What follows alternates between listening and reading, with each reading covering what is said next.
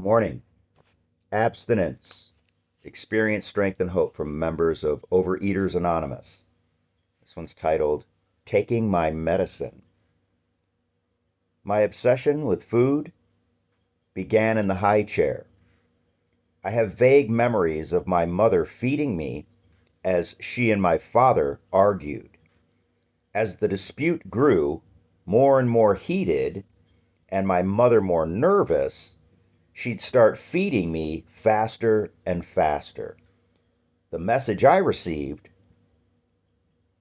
was that food was the way to deal with everything.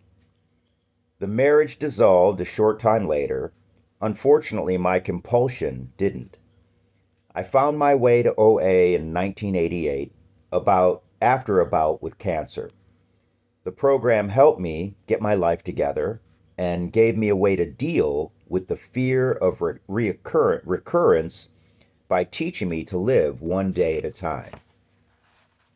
I got abstinent at my first meeting, and in 4 months I reached goal weight. I felt wonderful. In retrospect, I see that I concentrated on the numbers. I counted every calorie and weighed and measured with myself instead of the food. I used all the tools of recovery but never worked the steps beyond the third.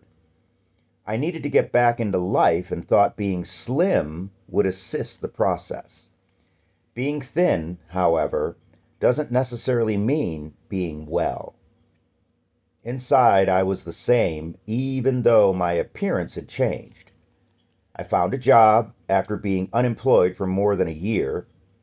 Claiming fatigue, I stopped going to meetings. 5 months later, I relapsed, beginning a 2-year physical, emotional, and spiritual descent into hell.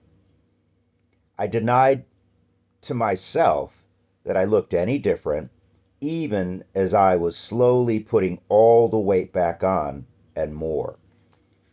Twice during that time, I attempted to return to the program. Both times, I wasn't ready or willing, and after a couple of weeks, I gave up. In May of 1991, I hit bottom. I returned to OA, making a commitment to attend a meeting a day for as long as it would take to get abstinent. There was nowhere else to go. It was do it or die, literally. The first week back in OA was exciting, and the feeling of not being out of control was new and liberating.